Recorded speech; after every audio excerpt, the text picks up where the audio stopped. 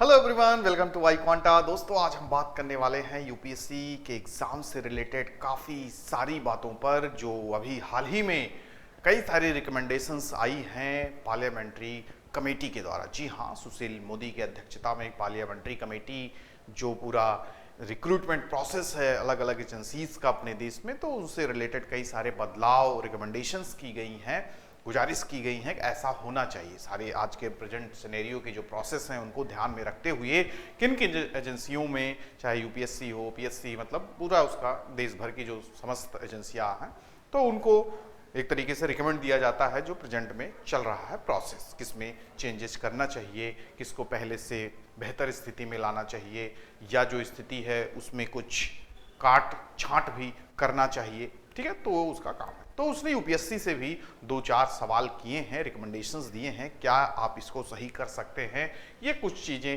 Fit नहीं बैठ रही हैं।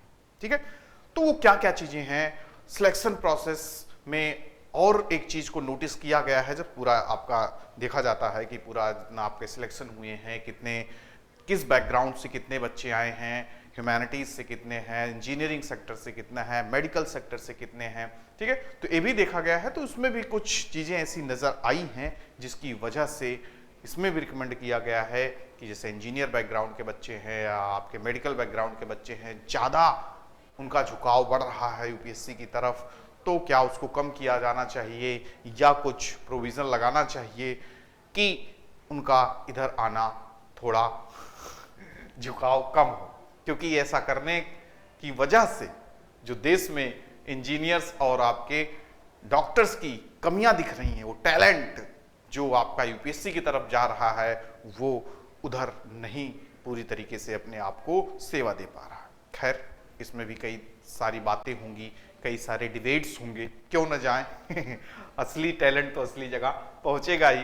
ठीक है, और वो सेवा टू सर्व द कंट्री चाहे जिस भी रूप में आप दें, लेकिन यूपीएससी के भी रिकमेंडेशन है तो उस पर चर्चा तो होगी ही। अब आगे क्या उसके ऊपर कोई नया चेंजेज देखने को मिलता है, ये तो आपके फ्यूचर की बात होगी। तो क्या क्या रिकमेंडेशंस हैं उनको हम जानने की कोशिश करते हैं एक एक करके। तो जो पहला रिकमेंडेशन है, डेटा के आधार पे ये देखा गया है जो मोर देन 70% जो सिलेक्शंस हैं, जो कैंडिडेट टोटल सेलेक्ट होके आते हैं, आपके 1000 के आसपास की जो संख्या होती है टोटल वैकेंसीज के आधार पे, जो फाइनल सिलेक्शन होता है आईएएस, आईपीएस, आईआरएस, जितनी भी कैटेगरीज हैं, अबाउट 19 आपके जो क्या हैं पद वगैरह होते हैं, आपके देखे होंगे। आपको तो मेनली 3-4 ही पता है, बाकी 19 पद होते हैं अगर देखा जाए। आईआरएस के बाद आईएएस वगैरह होते हैं, पोस्टल सर्विसेज, कई सारी सर्विसेज होती हैं। ठीक है, तो टोटल सर्विसेज में 70% का जो सिलेक्शन प्रोसेस के थ्रू जो सिलेक्ट होते हैं फाइनल कैंडिडेट, लगभग 70% आपके किस बैकग्राउंड से होते हैं, या तो टेक्निकल क्षेत्र से होते हैं, इंजीनियरिंग बैकग्राउंड से, या फिर वो मेडिकल क्षेत्र से होते हैं। ठीक है, और वो फाइनल आपका यूपीएससी क्लियर करते हैं। तो यहां पे ये खामियां पाई जा रही हैं कि अगर इस तरीके से इंजीनियर्स और आपके मेडिकल बैकग्राउंड से लोग आते रहे, तो जो मेन टैलेंट है लूजिंग, यानी हम क्या कर देंगे, लूज कर देंगे। यानी अब जब उधर के सब इधर ही आ जाएंगे तो फिर उधर कौन बचेगा। तो इनका यही मानना है कि इंजीनियर्स वगैरह या डॉक्टर्स वगैरह या मेडिकल छात्र वगैरह जो फाइनली इधर आते हैं, तो भाई इधर आएंगे तो उधर फिर हमारा जो देश है वो टेक्निकली और मेडिकली दोनों तरीके से कमजोर हो जाएगा। ठीक है, यानी उधर भी बैलेंस बना के रखना चाहिए। भाई आप इंजीनियरिंग कर रहे हो या आप मेडिकल कर रहे हो, तो भाई मेडिकल किस लिए कर रहे हो, डॉक्टर। इंजीनियरिंग किस कर रहे हो, क्यों कर रहे हो, इंजीनियर बनने के लिए। तो फिर इधर आ जाओगे तो भाई इधर आपका सिविल सर्विसेज का अलग ही एक सेवा हो जाती है। तो फिर वही कहा जा रहा है कि मेन टैलेंट जो है वो वंचित रह जाएगा और देश काफी नुकसान सह सकता है। तो इसमें डेटा वगैरह भी दिया गया। ठीक है, जो सिलेक्शन रेशियो का जो परसेंटेज है उसके आधार पे कहा गया था percentage of the candidate with an engineering background वाले, जो 46% इन द ईयर 2011 में जो परसेंटेज था सिलेक्शन का, वो टोटल का 46% इंजीनियरिंग बैकग्राउंड थे, जो अब बढ़ के अब हो गया है 65%, अभी 2020 के अकॉर्डिंग। ठीक है, अभी 2-3 साल के पुराना डेटा ही है, इसी के आधार पे हम देख सकते हैं 46% 2011 में था, 65% हो गया है 2020 में। और मेडिकल बैकग्राउंड के जो बच्चे हैं वो 14% था इन द 2011 और अब वो घट के कितना आ गया है 4%। ठीक है, तो यहां तो ये स्थिति रही। बाकी ह्यूमैनिटीज वालों का देख लेते हैं, इनका हमेशा हाल बुरा ही रहता है। देखिए सिलेक्शन रेशियो वगैरह भी काफी कम, ह्यूमैनिटीज में भी वो भी हिंदी माध्यम वाले तो बहुत बुरा हाल रहता है। तो टोटल हिंदी इंग्लिश मिला के ह्यूमैनिटीज बैकग्राउंड से देखेंगे तो फ्लैक्चुएटिंग रेशियो हमें देखने को मिल रहा है 23% से 28% के आसपास, जिसमें विद द एक्सेप्शन देखने को थोड़ा मिला 2012 में जो 40% तक चला गया था। ठीक है, फिर क्या होता है, फिर 2020 में देखेंगे 23% of candidate with humanities background were selected for civil service compare to 27% in 2011। यानी देखिए फिर यहां पर भी आपका परसेंटेज गिर गया। तो बीच में आप देखे ही होंगे सीसेट वगैरह पेपर 2 वगैरह बीच में आ गया, इंट्रोड्यूस हुआ। फिर उसके बाद काफी भारी संख्या में इंजीनियरिंग बैकग्राउंड या आपके IIM वाले बच्चे खूब आए, 200 में 200 करना शुरू कर दिए, 200 में 180 90 करना शुरू कर दिए। फिर देखिए क्वालिफाइंग किया गया, उस समय तो ह्यूमैनिटीज वाले का तो एकदम पूरा पल्ला ही साफ हो गया था। फिर आंदोलन वगैरह हुए, फिर धीरे धीरे उसको क्वालिफाई किया गया। अभी भी मांगे उठ रही हैं, देखो बच्चों के अलग अलग मुद्दों पे ऐसा किया जाए, एज के साथ सारी चीजें आपका अटेम्प्ट वगैरह को लेकर। तो ये तो डेटा रहा हमारा। तो यहाँ पे यही कहा जा रहा है कि जो मैक्सिमम सिलेक्शन रेशियो देखने को मिल रहा है वो इंजीनियरिंग और मेडिकल छात्रों का दिख रहा है, तो इसको थोड़ा इस पे विचार आप कीजिए। ठीक है, ताकि एक बैलेंस भी बचा रहे और उधर जिस मेन पर्पज जो इंजीनियर्स एंड मेडिकल्स वालों का है वो भी सब हो देश के प्रति। दूसरा क्या यहां पे तथ्य दिया गया आपके कमेटी के द्वारा, the committee further urge reduction in the duration of the recruitment test conducted by the UPSC. यानी जो टाइम पीरियड है, लगभग आप देखते होंगे 1 साल 12 महीने का, तो पूरा 14 महीने का प्रोसेस लग ही जाता है। आपका फरवरी मार्च में देखिए फॉर्म आएगा, फिर आपका मई जून में एग्जाम होगा, फिर उसके बाद मेंस होगा सितंबर अक्टूबर, फिर उसके बाद आपका इंटरव्यू प्रोसेस होगा। तो 1 साल 14 महीने का समय लगभग आपका लग जाता है। तो यहां पे इसका कहने का मतलब यही है कमेटी का कि ये थोड़ा प्रोसेस आपका जो है काफी लंबा खिंच जा रहा है। क्या ये 6 महीना 8 महीने में हो सकता है? तो यूपीएससी ने भी हर बात का जवाब भी दिया, कहा कि भैया इतना आसान नहीं है कि 6 महीने में आप सारी चीजों को कर दोगे। रोबोटिक प्रक्रिया तो है नहीं, मैनुअल प्रोसेस है। ठीक है, तब भी आप देखिए काफी जल्दी यूपीएससी का हर काम काफी समय से रहता है। प्री हो गया आपका, महीने भर के भीतर आपका देखिए रिजल्ट आ जाता है, समय पे आपका मेंस हो जाएगा, इंटरव्यू हो जाएगा, आंधी तूफान कुछ भी आए कोई फर्क नहीं पड़ता, लेकिन 1 साल तो लग ही जाता है। तो यहाँ इनका कहने का मतलब था टाइम ज्यादा आप थोड़ा ले लेते हैं, जिसकी वजह से बच्चों का काफी एक्सपेंस हो जाता। भाई देखिए अब तैयारी करने यूपी बिहार से बच्चा आता है, दिल्ली में खर्चा वगैरह कितना ज्यादा है, कोचिंग की फीस इतनी ज्यादा है, तो हर चीज मैनेज करना एक आम इंसान को एक इंडिया प्रोस्पेक्टिव से देखा जाता है ना, सबको लेके। तो है नहीं सब भाई अमीर परिवार से हैं तो कोई दिक्कत नहीं, जाओ बेटा रहो, पंचवर्षीय योजना। तो हर इंसान चाहता है कि साल भर 1.5 साल से कम समय लग, जितनी जल्दी हो जाए, जितनी जल्दी प्रिपरेशन करके फाइनल सिलेक्शन ले ले। तो इस चीज को इसने रिकमेंडेशन दिया कि क्या संभव है, तो इसने भी बोला कि नहीं 6 महीना तो काफी आप कुछ ज्यादा बोल दे रहे हैं, इतनी जल्दी कैसे संभव है।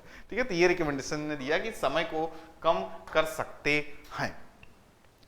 फिर और कुछ बातें उसने रिकमेंड की। क्या किया कि role of civil servant as intermediaries between the government and the general populace. The committee understood the vital need for human touch and empathetic approach in their grassroots operations. जैसा कि आपको पता है कि जो सरकार के पॉलिसीज होती हैं, जो योजनाएं होती हैं, उनको लागू करना एट ग्रास रूट लेवल, लोगों के बीच तक पहुंचाना, लागू करना। तो मध्यस्थता बीच मतलब एग्जीक्यूट कौन करता है, इंप्लीमेंट एग्जीक्यूटिंग सारी काम का योजना को लागू करना है ग्राउंड लेवल, तो ब्यूरोक्रेट आपके ही करते, इन्हीं के द्वारा ही किया जाता है। तो यहां पर भी कुछ कमी देखने को मिलती है। अगर आप बीच में मीडिएटर का काम कर रहे हैं, सामंजस्य बनाने का काम कर रहे हैं, तो आपको भी उनकी तरह घुल मिलकर ही सारा काम करना होगा। तो उस चीज की भी कमी यहां पे देखने को मिलती है। तो वही यहां पे कहा जा रहा है, the recommendation entailed providing civil servants with training that foster a compassionate and understanding perspective towards various issues. यानी उनको उस लेवल का ट्रेंड भी किया जाए ताकि वो पूरी तरीके से क्या हो सके, सक्षम हो सके, उसकी सारे योजनाओं को लागू कर सके ग्रास रूट लेवल पर, ताकि उसका रिजल्ट हमें ज्यादा से ज्यादा मिले। देख तो कितनी सारी योजनाएं, कितनी सारी पॉलिसीज ग्राउंड लेवल पे सही तरीके से एक्यूट ही नहीं हो पाती, इंप्लीमेंट ही नहीं हो पाती, जिसकी वजह से उसका आउटपुट भी हमें नहीं देखने को मिलता। तो ये रिकमेंडेशन दिया है यूपीएससी ने। बाकी और क्या बोला, और ये भी बोला कि हम एथिक्स का पेपर तो दिलवा देते हैं ताकि उससे जान जाएं कि कितना बच्चे को नॉलेज है या कितना वो जुड़ा हुआ है लोगों से। मतलब एथिक्स में केस स्टडीज वगैरह आपको दिए जाते हैं ना, तो इसका पर्पस यही था कि लोगों के अंदर एथिक्स की भावना है या नहीं, कि सिर्फ रट्टू मार होता ही है। तो उसके लिए देखिए एथिक्स का पेपर वगैरह लाया गया, लेकिन उसके बाद भी रिजल्ट हमें उतना पॉजिटिव नहीं दिखता। लोगों के प्रति जुड़ाव ग्राउंड लेवल पे, आप क्या हैं, जनता के सेवक माने जाते हैं, सिविल सर्वेंट्स, ठीक है, नौकरशाह, देखते ही होंगे।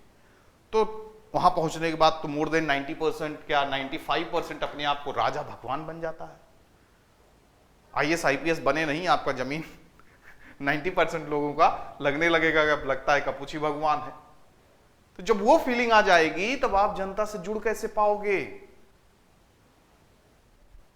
मैक्सिमम जो आईपीएस हैं, आईएएस हैं, आप देखोगे कि लोगों के प्रति उनका वही खत्म हो जाएगा। आम जनता को कीड़े मकोड़े की तरह के ट्रीट करते हैं। तो 4% को निकाल दो, उसमें कुछ कहेंगे अरे सर ऐसा नहीं है, हाँ ठीक है, लेकिन वहां पहुंचने के बाद इंसान भगवान बन जाता, अपने आप को ले लेगा। तो वो हर चीज में दिखती है। तो यहां पे तो कहा जा रहा है कि नहीं, हम पेपर लेके सारा चीज सही कर लेते हैं। यूपीएससी भी कह रहा नहीं, हम इंटरव्यू में सारी चीजों को, तथ्य को जान लेते हैं, उसका मेंटल हेल्थ देख लेते हैं क्या है, किस लेवल का है, जांच पड़ताल करके हम उठा पटक करके हम पूरा एकदम सही करके भेजते हैं। तो एस्पिरेंट्स भी तो होते हैं बढ़िया सा रट्टा मार लिए एथिक्स का, ऐसे ऐसे इंटरव्यू में ऐसे ऐसे जवाब देंगे, आपको लगेगा कि इनका जन्म ही जनता की सेवा करने के लिए हुआ है। ऐसा हंस हंस के बोल के बतला देंगे कि ऐसा लगेगा ही कि जीवन में हंस बोल के ही बतलाएंगे इंसान से, इतना दयालु, इतना प्रतिभावाली। लेकिन पता चला कि जब सर्विस में आए, मेन लोगों से सामना हुआ, जनता से सामना हुआ, तो फिर भगवान बन गए। हटाओ हटाओ हटाओ, लोगों हटाओ, सामने सटाओ, ऐसे कौन है, ये सब कौन है, ऐसा होने लगता है। कभी कभी देखो वीडियो वगैरह वायरल हो जाते हैं, डीएम के साथ, आईपीएस के साथ जानवर जैसा बर्ताव इंसान के साथ किया जा रहा है। तो उनका तो आ गया सामने आपके। तो मैक्सिमम लोग ऐसे ही होंगे। करप्शन देखो, जब आपके इंटरव्यू में नजर आएगा आपसे बात करके, तो ऐसा लगेगा कि भाई साहब नंबर 2 का पैसा या रिश्वत तो इनके लिए श्राप होगा, पाप होगा। ऐसे ऐसी बातें करेंगे। लेकिन जब खुलासा होगा तो गाड़ी आती है भर के ले जाने के लिए पैसे। तो यही कहा जा रहा है कि मतलब ऐसा क्या किया जाए। अब कितने लोग देखिए टॉप लेवल को, इवन जो टॉप रैंकर्स होते हैं उनमें ये सब कमियां पाई जाती हैं। ग्राउंड लेवल पे गए, भी आप सुने होंगे, जब मैं कोचिंग वगैरह कर रहा था तो सर बता रहे थे हम लोग के कि जब फाइनल, जब ट्रेनिंग वगैरह सारी चीजें हो जाती हैं, तो जब इंसान सर्विस में जाता है ग्राउंड लेवल पे, तो बच्चों भेजा गया इनको, आपके जो फाइनल सेलेक्ट होके जब प्रोबेशनरी ऑफिसर वगैरह बन के आप जाओगे सिलेक्शन होके, तो फिर लोगों का क्या रिएक्शन रहा कि जैसे जो टॉपर्स थे, जो आपके सर्विस के बाद आए वहां पे सर्विस में, तो छोटी छोटी चीज, गाय का गोबर देखे, छी छी छी छी छी, व्हाट इज दिस। अरे यार, तुम्हें उसी गाय के गोबर में या गांव में ही जमीन से जुड़ के ही तो रहना है। अब आप तो आईआरएस हो नहीं कि आपको एक बड़ी से, आप इनकम टैक्स कमिश्नर हुए, आपको बढ़िया मेट्रोपॉलिटन सिटी मिल गई, बढ़िया ऑफिस में बैठे रहोगे। डीएम हो गया, आईपीएस हो गया, ये सबको तो जनता के बीच कार्य करना है। तो आपको गाय, भैंस, गोबर, जानवर, इंसान, लकड़ी, इन सब से तो मिलना ही है, इन्हीं के बीच ही तो रहना है। तो उसको तुम एकदम घिन आ रहा तुम्हें, तो कैसे फिर तुम सर्विस करोगे। तो वही चीजें यहां कहा जा रहा है कि ऊपर ऊपर से तो भाई सब बड़ी बड़ी बातें कर लेते, ग्राउंड लेवल पे कितना इनका रोल है, लॉ एंड ऑर्डर सिचुएशन को कितनी तरीके से हैंडल कर पा रहे हैं। लीगल मैटर्स वगैरह देखा जा रहा है कि अब जैसे इंजीनियरिंग बैकग्राउंड्स वाले आ गए या मेडिकल बैकग्राउंड्स वाले आ गए, तो उनको उतना ज्ञान ही नहीं, कितना ट्रेनिंग करके तुम एक्सपर्ट बना दोगे। खैर ठीक है, स्किल है, इंसान सब कुछ सीख लेता है, टैलेंट है, जल्दी सीख लेगा, लेकिन वो चीज उतना असर नहीं दिखेगी। इंजीनियर्स हो गए, मेडिकल बैकग्राउंड्स के हो गए, तो उतना लैक दिखेगा, कानून का उतना ज्ञान नहीं दिखेगा।